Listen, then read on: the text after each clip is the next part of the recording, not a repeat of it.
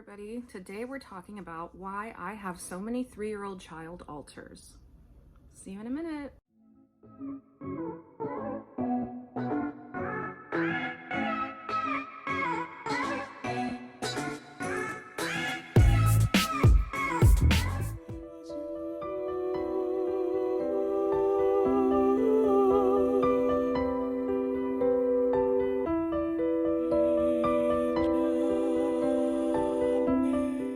As everybody knows, DID is caused by trauma. It is a traumagenic disorder, and it's caused in early childhood between the ages of birth and 9 or 10 years old. So if you get trauma after that age, you will maybe develop PTSD, complex PTSD, but you will not develop DID, not usually. As you've noticed lately on my channel, I've had a lot of different 3-year-old child alters making short videos. I have a lot of 3-year-old child alters. And I wanted to discuss the traumas that contributed to that, the reason why there's so many around that age and so many different ones.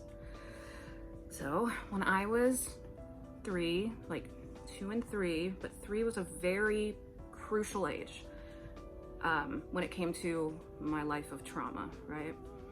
So this is how it started, okay? I was put into a daycare at around 2, at some point when I was 2, and they did terrible things there to children. Not all the children, just the younger children. And then the older children, they got treated like normal daycare. And then my sister and brother were in the older children's group. And I was the younger, I was a toddler. And so there they did CSEM, child sexual exploitation material. That's where I split the first time. So before the secondary and third traumas, I was already split, okay? And so by that point, to my knowledge, because I'm not in therapy, it's very hard for me to uncover my own history. But the things I've always known is that, now I can't remember. You see, it's very hard to talk about your actual trauma when you have DID, because you will lose track of what you're saying if you're not ready to discuss it. And so that might happen a few times in this video, so just be prepared. So the first place was 2, child sexual exploitation material at this particular daycare.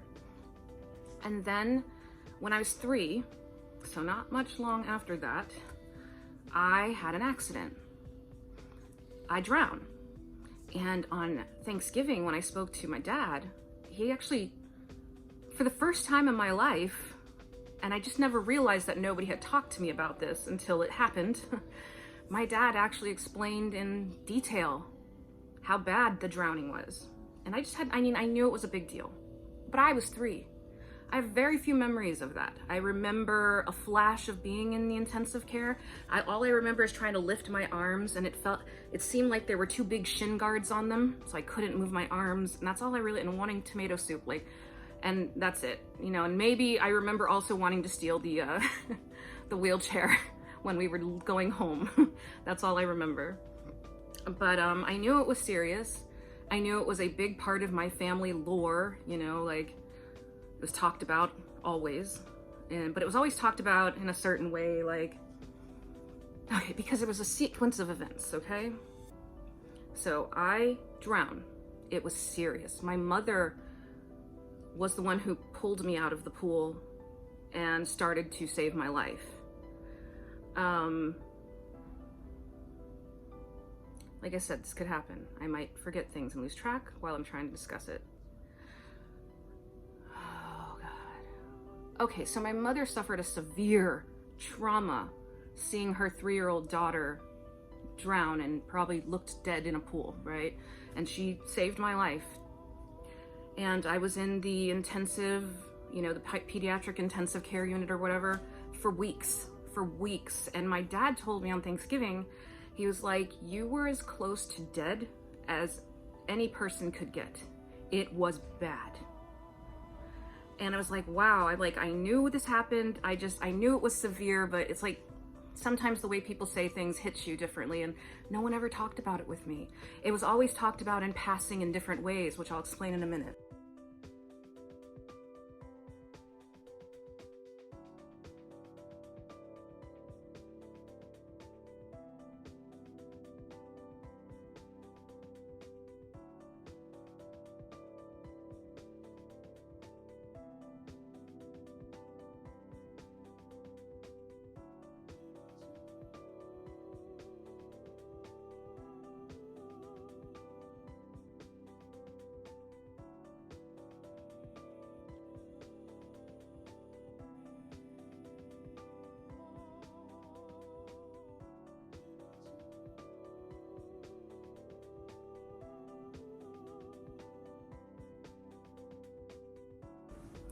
So here's the thing, is prior to my drowning, my mother, so the drowning itself, right? If you research DID, literally one life-threatening event, like a serious life-threatening event, like a drowning or a serious car accident at a very young age, if it requires extensive medical treatment, that alone can cause DID in a child. That by itself. And I already had DID. So I already had it. I was already splitting. So then I drown, and I guess a whole bunch of medical trauma comes with that, but obviously I don't remember a lot of it. And so because of that, my mother, she spent all of her time in the pediatric intensive care unit with me day and night. Day and night she wouldn't sleep, they said. And see, up until that point, my mother was perfectly sane and well and normal, well, whatever normal is, But having to staying up the way she did for weeks at a time triggered her first manic episode. So that was the third major trauma around that age. I was a mama's girl. I was her baby, okay?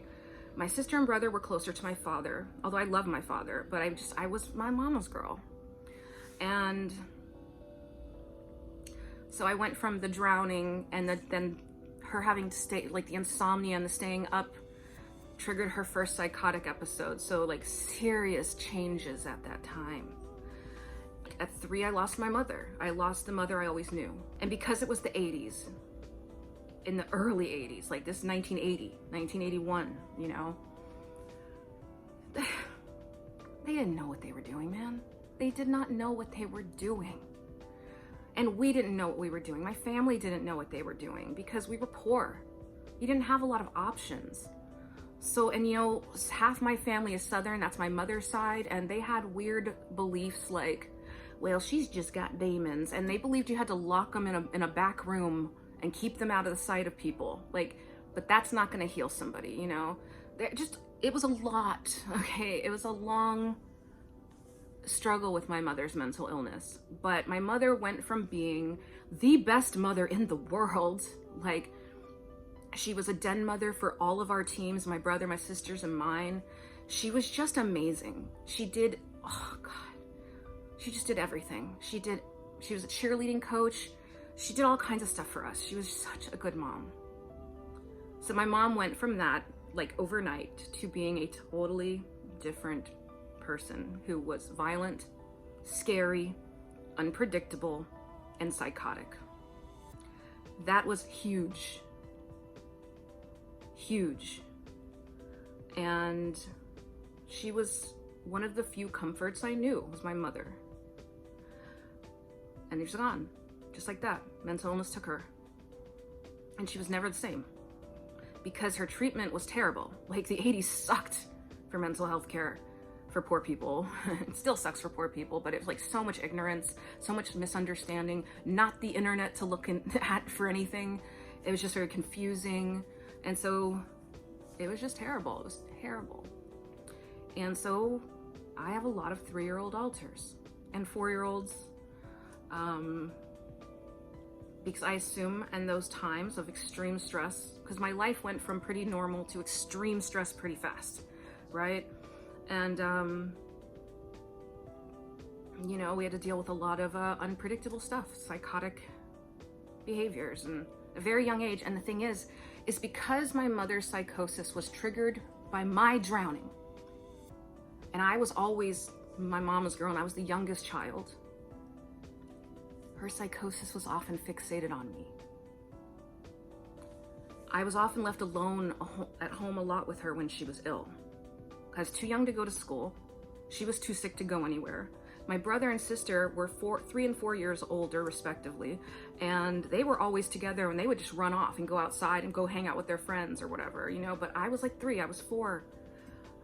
I wasn't doing those things. And in those times, I would be alone with my mother in the house, dealing alone with her psychosis. And a lot of her psychosis had to do with her feeling like she had to save me. And saving us sometimes meant killing us. It was a very confusing logic because she was ill. And so I spent a lot of time with my mother, who was constantly threatening to kill me in so many different ways. And I had to do that on my own, one-to-one, with a psychotic person. And so like, this is kind of like a day would be like of when I was alone with my mother that I can remember. I can't remember any of, it's very hard, but I do have like flashes. Like one of the flashes is this. This would happen more than once. When she would start to get really psychotic, she would turn the stereo up full blast all over the house. She would turn all the water on. She would turn all the blinds down. She would slap all the pictures face down. And that's how I knew it was very scary what is about to happen. And then I don't really know what happens after that. I do have other flashes of like my mother sitting with me on the floor in the living room, holding me from behind on her lap really tight, and me not being able to breathe and just being so scared, so scared. And her like speaking in my ear in a very maternal tone, because she loved me. It wasn't about her not loving me. It's because she loved me so much and so afraid the world was gonna hurt me.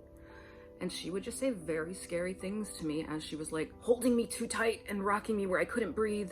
And she would just say, we're gonna go to heaven together. We're gonna go do this together. You're just gonna have to lay down and go to sleep forever. Like things like that. And so to this day, I cannot be vulnerable around people with maternal voices. And it's a trigger for me. And I have literally had violent reactions to loving maternal voices in my life before I knew I had DID. And I didn't understand why. And so yeah, so 3 was a huge, huge year in our development. And let me tell you, it's very hard for a 3-year-old to cope alone with a psychotic mother that you suddenly don't know anymore, who is a danger to you constantly, and who doesn't know what they're saying or doing, and you're too young to process it. You just know it's scary and it's wrong, and mommy is off. Mommy is scary. She can do something dangerous. Like I knew those, I felt those things, but I had no knowledge of what to do about it. I was too little. And so I have a lot of child alters because evidently I split a lot at that age. It makes sense, I think. And honestly, my child alters are adorable and sweet and hurt. And some of them are non-trauma holders and they're lovely, like Cinnamon doesn't hold trauma. But a lot of them hold a lot of trauma, and they hold some scary stuff that I don't even know yet. And so that's how it works, you know? You have traumas, you split. And by splitting, your brain learns something. It learns to split more. Your brain does what it does the most, right?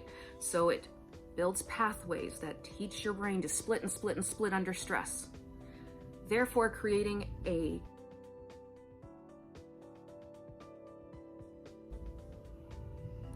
neurotypical brain in early childhood. No, atypical. Now I can't think of the word. A